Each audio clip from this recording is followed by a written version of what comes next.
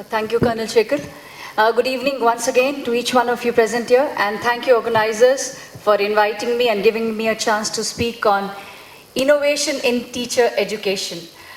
Just let me first speak about what our co-panelists spoke, that yes, innovation is something which is required these days because of the shift of paradigm. Paradigm shift has led us to think that where, how, when we can make a lot of changes, because overall, if we see globally, changes are happening. But one thing I firmly believe, that teacher is a teacher, will always remain a teacher. However, whatever circumstances may be there, but still teacher is the biggest connectivity between a student, or you can say a child, parent, as well as the society and the curriculum, which has to be delivered relevantly, keeping in mind the society also. So basically teacher remains teacher, but she is a biggest connectivity amongst all the parameters, and whatever might be the chances, maybe we saw in the previous session about the traditional way of teaching, how it used to be the Gurukul system, but even then the students were learning, and there also we could feel a lot of innovations happening. But now, since there is transformation in education, we feel that teacher education requires a lot of innovation, and at the same time we need to see a new level of teacher education. I firmly believe that teacher education is a discipline which educates the progressive generation on what has gone by, where we are today, where we want to go, and what we would like to create in future, and which is the most significant area, and that's how the innovation has to happen. When we talk about teacher, we say that teacher education, it has to be preschool. We say before a teacher enters the school arena, she has to be very well prepared. And keeping in mind that today there is a shift of paradigm, teacher no more remains a teacher, but the teacher is a facilitator, where she is no more a leader of the class and just dictating or imparting knowledge to the class and giving answers to the children. Things have changed completely. Teacher is the facilitator, where she, of course, is the leader of the class, but at the same time, she allows children to explore more rather than dictating answers. She allows children to have more of inquiry-based learning. She allows children to discover more and permits children to be part of that learning. So certainly it has become a child-centric learning. So the teacher education must focus on learners-centric education. Before the teacher enters the school, she should be aware of the fact that she might be a gold medalist, or she might have be part of the college level, or maybe wherever she was, she must have been one of the outstanding students, but not that important that she will be an effective or a wonderful teacher. So teacher education must bring in these changes, keeping in mind that the learner, it has to be more learner-centric. And today's child, if we really talk about it, most of you might be having children, and you know that what the routine child faces.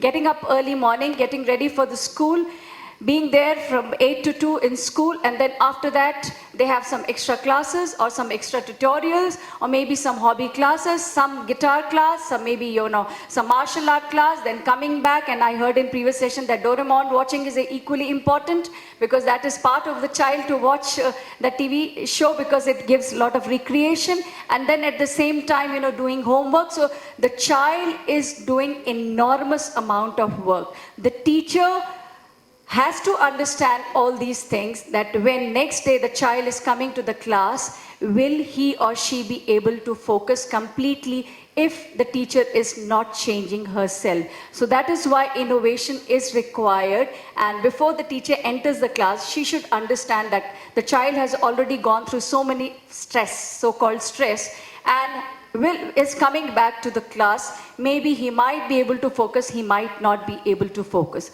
So that is why I personally feel that the teacher should have been trained to do some kind of brain mapping or mind mapping, which I personally feel. If a teacher is aware of the concept of mind mapping, probably she will be able to handle her class very well.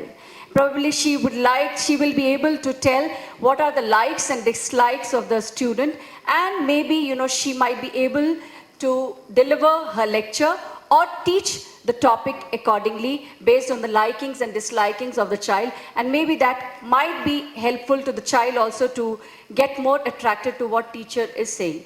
Also, one more thing there is in India that we cannot avoid, 1:40. When a teacher has to cater to 40 children at a time, it is very important that she is able to grab the attention of each and every child, which is very difficult task. And as my co-panelist spoke, that the attention span of each child is very less, barely 10 to 12 minutes. So it is very important for a teacher to have a micro level planning, which should be trained when the teacher gets her teacher education, or so-called in B.Ed course. It is very important that we teach our teachers to do micro level planning and see to it that 45 minutes, if I have to use that period, how well I can cater to each and every child. And then here comes the theory of multiple intelligence. When we talk about it, it could be, we can involve the children in various activities, or we can divide those 45 minutes relevantly so that the child is able to listen also,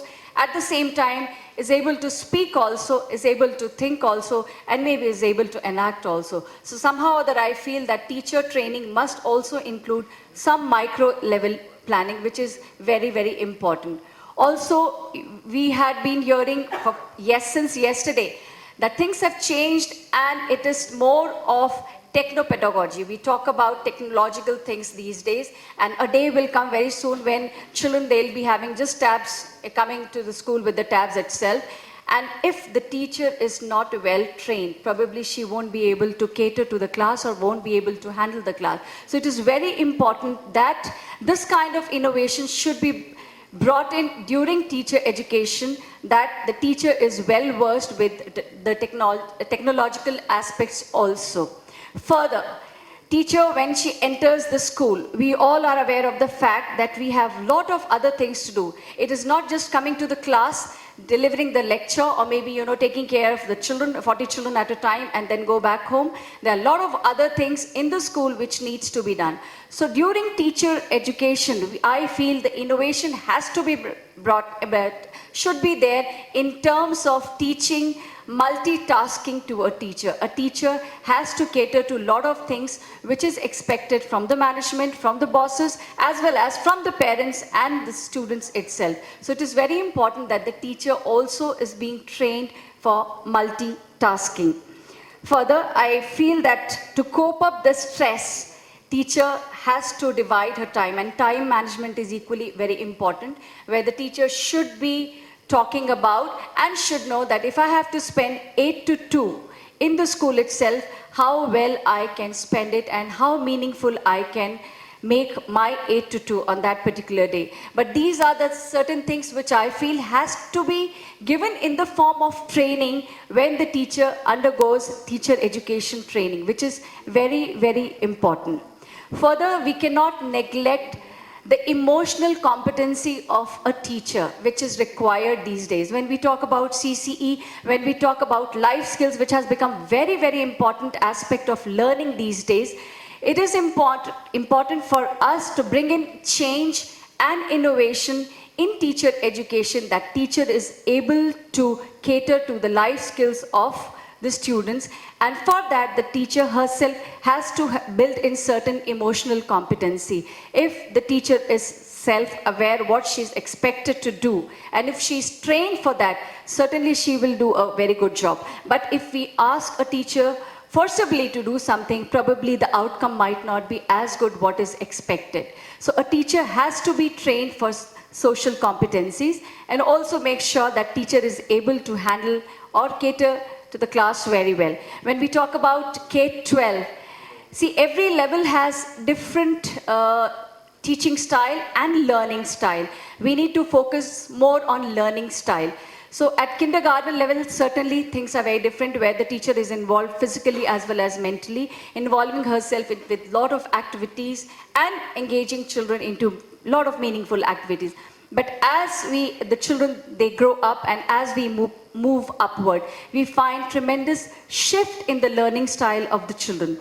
And that's how probably when we are catering to a particular level, we need to make sure that such kind of innovation has to be there in teacher, where she can understand that for different learning style, what am I supposed to do in the class? And I personally feel that during teacher education, when the teachers undergo training, it is important for them to know these things besides knowing the child psychology, besides knowing their own particular subject. Those things are equally important. But personally, I feel that we need to train our teachers for brain mapping or mind mapping. We need to develop a lot of emotional competencies among the teacher.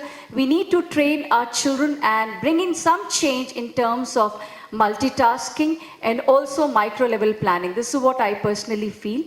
And as I was told that I'm supposed to speak, I don't know how long I have taken, but I was supposed to speak somewhere around 7 to 10 minutes. So thank you so much for patient hearing, and I'm sure after the session we will come to some kind of conclusion that what exactly we should take care of, so that we bring in good quality as well as wonderful teachers to the schools, because teachers are the one who can make changes, bring in lot of changes. Come what may be, we talk about technology, we talk about collaborative learning, we talk about lot of global approach of understanding, but still ultimately teacher is the one who can bring in change in the society. And innovation is required in teacher education, which we all can help. And maybe if policy makers are not there, probably someday or other, they might hear our voices and maybe some changes will be done. Thank you so much once again for the patient hearing. Thank you so much.